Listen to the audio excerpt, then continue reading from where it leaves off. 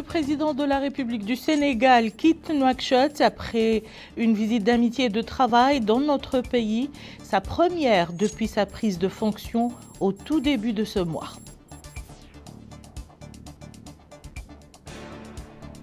Le président de la République, président en exercice de l'Union africaine, s'entretient au palais présidentiel avec le président sénégalais au sujet des relations de coopération bilatérale existantes entre les deux pays frères.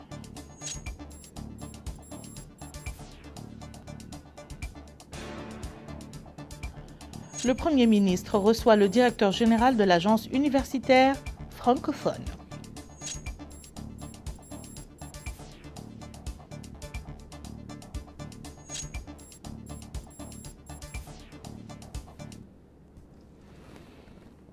Madame, Monsieur, bonsoir et bienvenue dans le journal.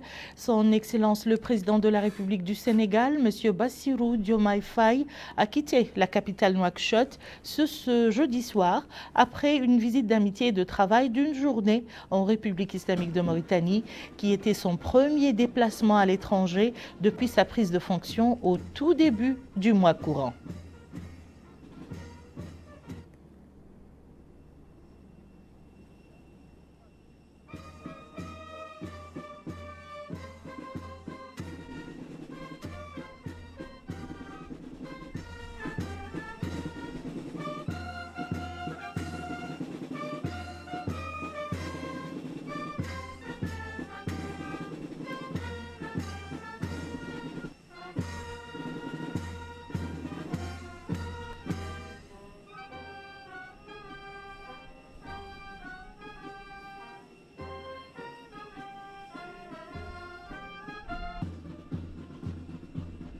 Le président sénégalais a été salué à son départ de l'aéroport international de Nouakchott-Oumetounsi par son Excellence le Président de la République, M. Mohamed Ould Cheikh Al Ghazouani, président en exercice de l'Union africaine, entouré du Premier ministre M. Mohamed Bilal Messoud, du ministre chargé de cabinet du Président de la République, des chefs d'état-major des forces armées et de sécurité, du chef d'état-major particulier du Président de la République, du wali de Nouakchott-Ouest, du vice-président de la région de Nouakchott et des ambassadeurs des deux pays frères.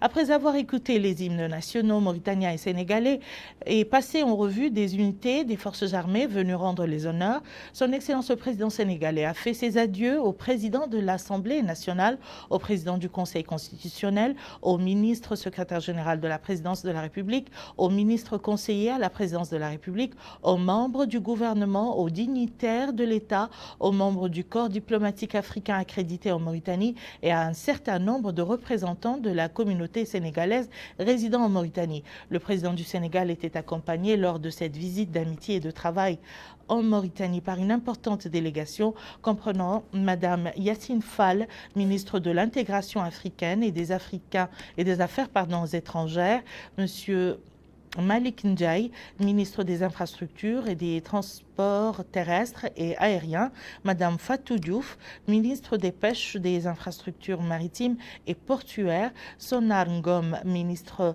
conseiller diplomatique du président de la République, M. Biran Mbagnick Diagne, ambassadeur du Sénégal en Mauritanie, M. Mamadou Ndiaye, ambassadeur-chef du protocole. Le président de la République, président de l'Union africaine, M. Mohamed Ould Cheikh Al Ghazouani, s'est entretenu ce jeudi au palais présidentiel à Nouakchott avec son Excellence le président sénégalais, M. Bassirou Diomaye Faye. L'entretien a porté sur les relations de coopération bilatérale entre les deux pays frères et les moyens susceptibles de développer et de renforcer ces relations dans les différents domaines. Les entretiens se sont ensuite élargis, outre la délégation sénégalaise, au ministre chargé de cabinet du président de la République, M. Mokhtar Diaye, de la justice, M. Mohamed Mahmoud Ould Cheikh Abdallah Boumbaye, des pêches et de l'économie maritime, M. Mokhtar Husseini Lam, de l'équipement et des transports, M. Mohamed Ali Ousidi Mohamed, à notre ambassadeur à Dakar, son Excellence M. Ahmedou, au conseiller à la présidence de la République, M.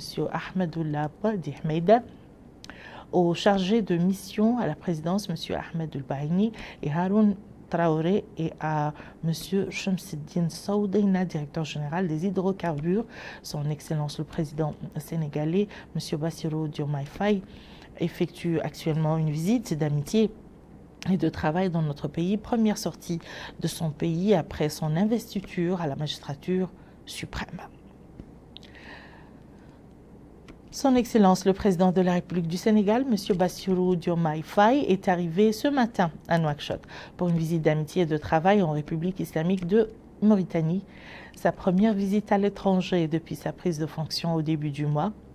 Son Excellence le Président de la République, M. Mohamed El-Cheikh El-Ghazouani, président en exercice de l'Union africaine, a accueilli l'hôte sénégalais à l'aéroport international de Nouakchott, entouré du Premier ministre, M. Mohamed Bilal Messoud, du ministre chargé de la Présidence de la République, des chefs d'état-major des forces armées de sécurité, du chef d'état-major particulier du Président de la République, du Wali de Nouakchott-Ouest, de la vice-présidente de la région de Nouakchott et des ambassadeurs des deux pays frères.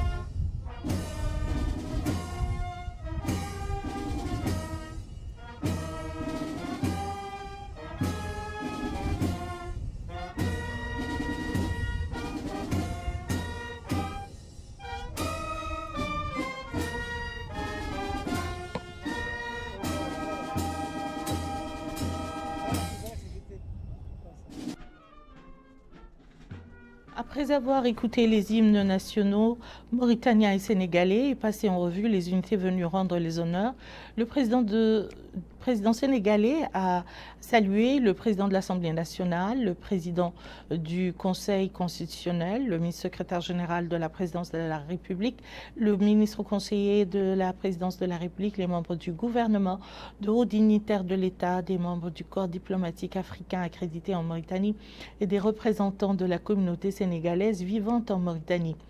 Pour sa part, le président mauritanien a salué la délégation accompagnant le président sénégalais qui comprend plusieurs personnalités de haut rang, dont messieurs Madame Yassine Fall, ministre de l'Intégration africaine et des Affaires étrangères, Monsieur Malik Ndiaye, ministre des Infrastructures et des Transports terrestres et aériens, Madame Fatou Diouf, ministre des Pêches, des Infrastructures maritimes et portuaires, Sonar Ngom, ministre conseiller diplomatique du président de la République, Monsieur Biram Mbagnick Ndiaye, ambassadeur du Sénégal en Mauritanie, Monsieur Mamadou Ndiaye, ambassadeur chef du protocole.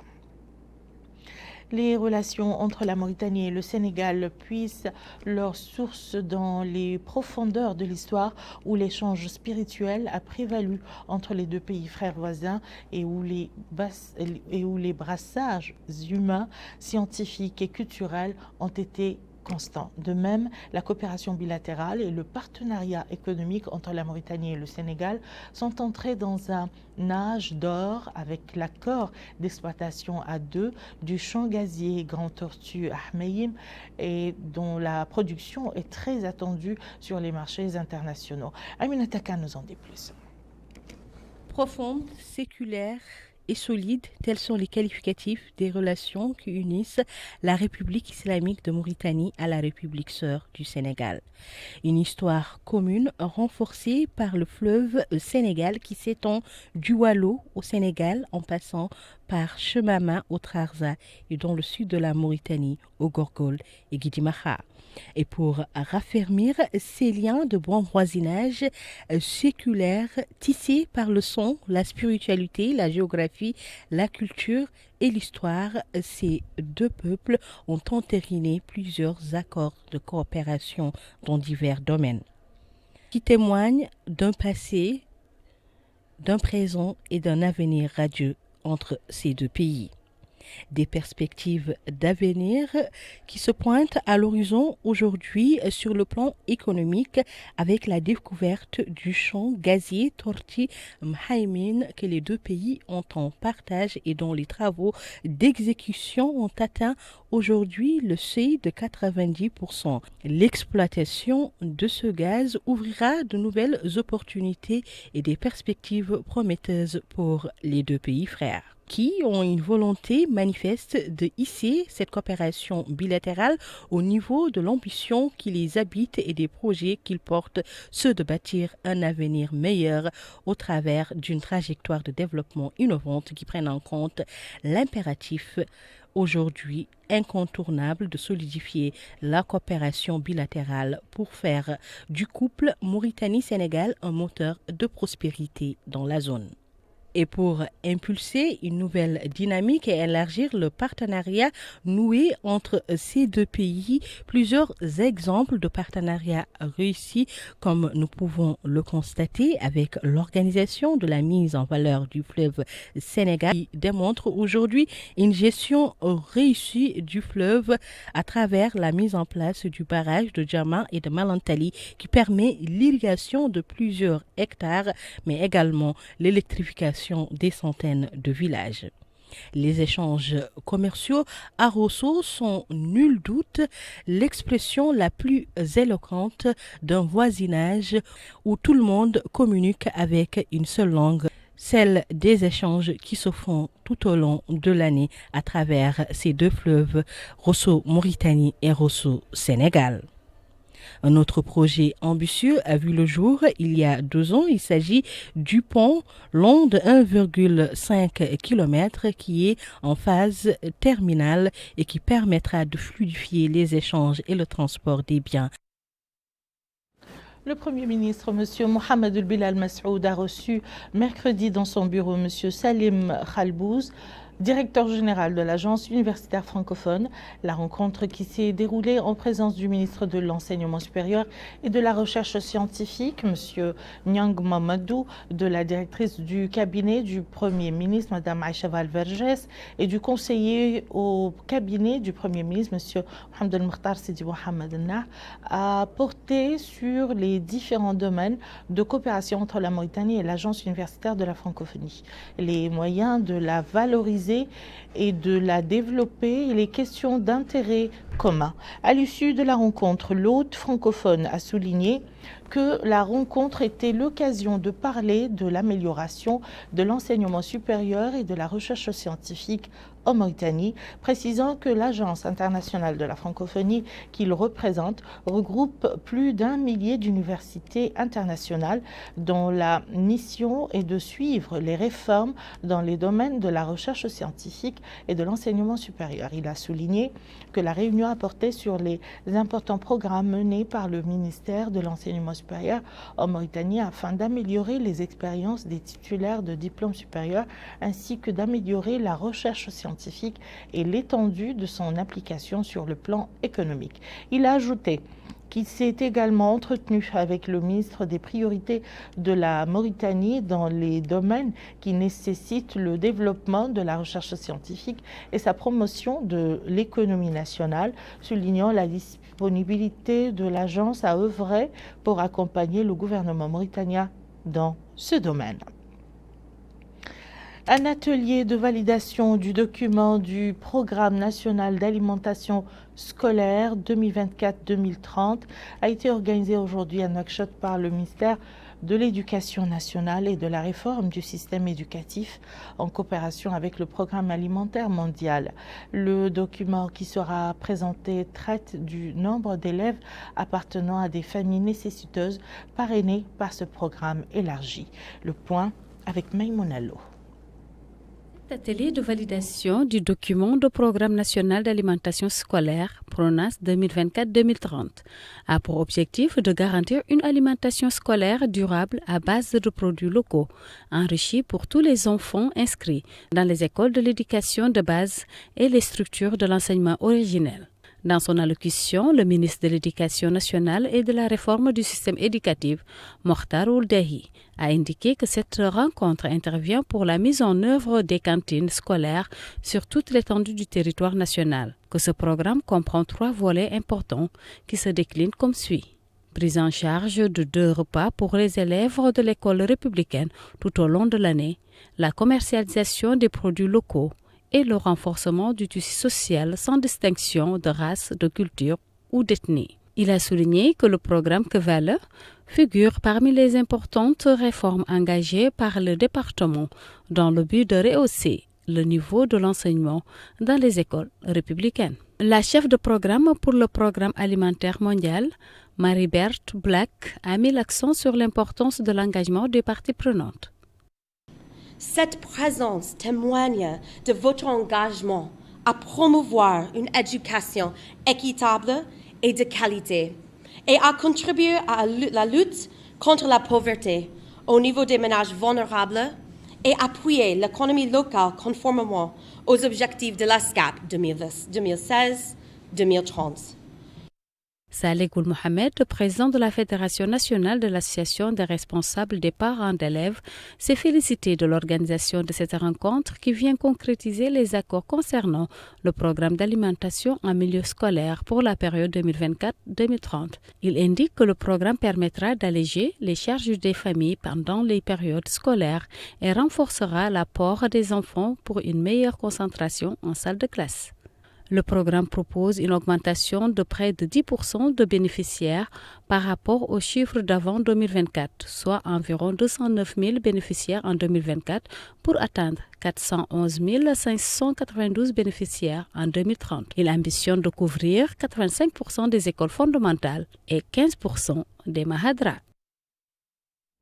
Une vague de grande chaleur envahit ces jours-ci la Mauritanie et l'Office national de la météorologie mauritanienne prévoit pour les mois à venir, au cours de l'hivernage prochain, des pluies saisonnières précoces, en grande partie influencées par les conditions thermiques des différentes surfaces océaniques, océan Pacifique, Atlantique, Indien et de la mer Méditerranée. Plus de précisions avec Aminata Khan. La situation météorologique dans notre pays est caractérisée au cours de ces dernières heures par une forte canicule. Nous nous sommes rendus au niveau de l'Office national de la météorologie dans notre pays où son directeur a indiqué que les fortes températures constatées ces derniers jours au niveau des wilayas de Nouakchott, du Trarza et des Deux-Audes sont un signe d'un hivernage prometteur dans les prochains mois. Il a indiqué que les vents faibles et modérés qui ont soufflé dans ces capitales précitées vont permettre d'avoir des températures maximales pour les prochaines heures. Il a indiqué que les populations doivent se préparer pour la saison hivernale car la saison hivernale est prometteuse. Au niveau du littoral, la mer sera un peu agitée, a-t-il indiqué. Quoi qu'il en soit, les populations ont été instruites de boire beaucoup d'eau et de manger suffisamment des légumes et des fruits pour éviter de se déshydrater. Le ministère de la Justice a lancé hier à l'Université des sciences islamiques d'Ayoun la campagne nationale de formation et de sensibilisation au cadre juridique incriminant et réprimant l'esclavage, la traite des personnes, le trafic illicite des migrants et le travail des enfants. Bokar Baylaba. Et de faire connaître les textes juridiques pertinents. Il s'agira aussi d'interpréter fidèlement les faits. À cela s'ajoute la prise des mesures nécessaires pour poursuivre les auteurs de ces crimes, protéger les victimes. Et les bénéficiaires sont des magistrats, procureurs et officiers de police judiciaire. Pour le conseil du Walid Hadar Gharbi, chargé des affaires administratives et juridiques, Mohamed Al-Mokhtar Shmet, notre pays a œuvré au renforcement des mécanismes procéduraux, judiciaires et sécuritaires pour le suivi des violations des droits de l'homme et de la traite des êtres humains. Il a précisé que les instances et mécanismes nationaux en charge de ce domaine ont amélioré leur performance dans le domaine de la promotion des droits de l'homme. Autre allocution, c'est celle du vice-recteur de l'Université des sciences islamiques d'Ayoun, Dr Naamaoul Ahmed, qui a indiqué que cet atelier s'inscrit dans le cadre de l'attention portée par les hautes autorités aux classes vulnérables et à l'instauration de l'état de droit. D'autres intervenants, notamment les élus locaux, les acteurs de la société civile, se sont relayés pour souligner l'importance de cette campagne. Une campagne élargie cette année aux écoles de formation professionnelle, judiciaire, administrative et de sécurité, aux universités et aux instituts d'enseignement supérieur. Nous refermons ce journal par cette activité du parti Al-Insaf dont le président M. Mohamed Melaini Nouleyi a tenu ce jeudi, deuxième jour de sa tournée dans la wilaya du Golgol, une réunion élargie avec les femmes du parti dans la Muqata'a de Magama. La délégation du parti Al-Insaf avait auparavant tenu hier soir une réunion avec les jeunes adhérents et membres du parti au niveau de la ville pour les exhorter à mobiliser les bases et les instances du parti en vue d'une large participation à l'opération de révision extraordinaire de la liste électorale en vue des prochaines élections présidentielle. Il a insisté sur l'importance d'aller en masse se faire enregistrer dans les centres de révision de la liste électorale pour réélire le président de la République afin que les programmes et projets engagés se poursuivent, l'emploi des jeunes, le financement des coopératives féminines, les services de base comme la santé, l'eau, l'électricité, les routes, rappelant au passage que le président de la République a ouvert l'état civil pour que les gens d'ici puissent avoir la double nationalité. Les participants à la réunion ont affirmé leur soutien au choix du parti et au programme du président de la République, M. Mohamed El-Cheikh El-Ghazouani, dans le but de poursuivre l'approche de développement, développer la nation et accomplir davantage de réalisations au grand bonheur des citoyens et de l'État. Fin du journal. Tout de suite, le rappel des titres. Le président de la République du Sénégal quitte Nouakchott après une visite d'amitié et de travail dans notre pays, sa première depuis sa prise de fonction au tout début de ce mois. Le président de la République, président en exercice de l'Union africaine, s'entretient au palais présidentiel avec le président sénégalais au sujet des relations de coopération bilatérale existantes entre les deux pays frères. Le Premier ministre reçoit le directeur général de l'Agence universitaire de la francophonie.